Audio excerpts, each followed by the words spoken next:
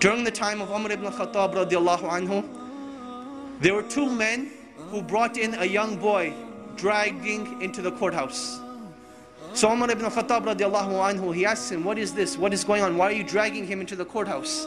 They say, this boy, he killed our father.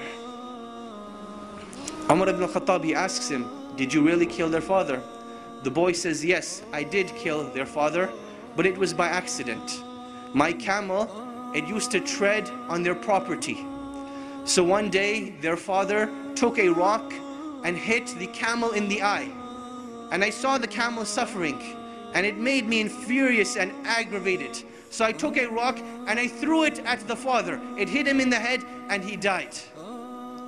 So Umar ibn Khattab radiallahu anhu, he asks the two brothers, will you forgive this young boy for this accident? They say, no, we want qisas, we want retribution. So Umar ibn Khattab radiallahu anhu, he asked the young boy, do you have any last words, any last wishes, any last requests? And the young boy says, yes. My father passed away and I have a younger brother. And my father left some money behind for my younger brother.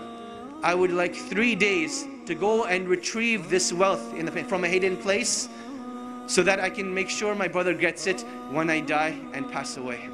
So Umar ibn Khattab, he thinks this boy is making up the story. He's like, boy, what are you talking about? What wealth, what father, what young brother? The young boy, he says, trust me. Umar ibn Khattab, he says, okay, I will trust you, but find a guarantor for you. Someone who will guarantee that you will come back. The young boy, he looks around, there's a packed courthouse. Will someone not help me today? And everyone, as the boy's looking around, they turn their face away, they turn their faces down. No one wants to help this boy.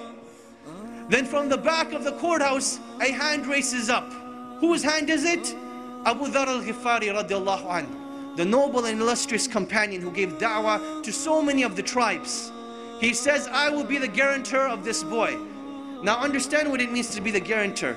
Meaning that if this boy does not come back, it is the head of Abu Dhar al-Ghifari radiallahu anhu that will be chopped off, that he will be killed.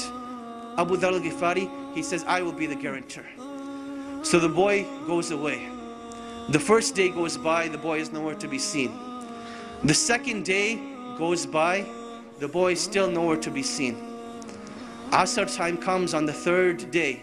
The two brothers go to Abu Dhar al-Ghifari radiallahu anhu, and they say, come with us to the courthouse. It is time. Abu Dhar al-Ghifari radiallahu anhu says, I will come to the courthouse, but the day does not end until Maghrib. So now Abu Dhar al-Ghifari is walking through Medina with these two brothers. They're going to the courthouse. And the people of Medina are following behind them, all getting to the courthouse to see what is going to happen. It is now the talk of the town. You can imagine, minutes are going by, the courthouse is filling up, the anxiety is building up. Will Abu Dhar al-Ghifari have his life sacrificed for the mistake of a boy? And literally minutes before the adhan of Salatul Maghrib, the boy rushes in. People are now shouting, they're happy, they're wondering what's going to happen, will everyone be forgiven, will everyone be happy, what's going to happen? So the boy comes in, the adhan for Maghrib hasn't gone. Umar ibn Khattab radiallahu anhu, he asks the boy, oh boy, why did you come back? I did not send a spy behind you, I did not send anyone to follow you. What made you come back? He said that I did not want anyone to say that a Muslim gave his word and did not fulfill it. So I came back. Umar ibn Khattab, he turns to Abu Dhar and he says, oh Abu Dhar, what made you want to be the guarantor of this boy? He says, I saw a Muslim in need and I did not want anyone to ever say that a Muslim was in need and no one was there to help him. So I raised my hand to be his guarantor. The two brothers, they say, when we have people like this, how can a Muslim ask for forgiveness and no one be there to forgive him? So they forgave the boy, and the boy was forgiven.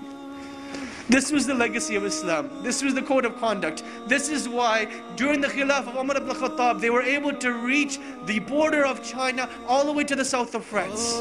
Because they had strong relationships with Allah. They did things with ihsan, and they lived with the code of conduct of Islam. And this is when Allah subhanahu wa ta'ala will restore the izzah of this nation.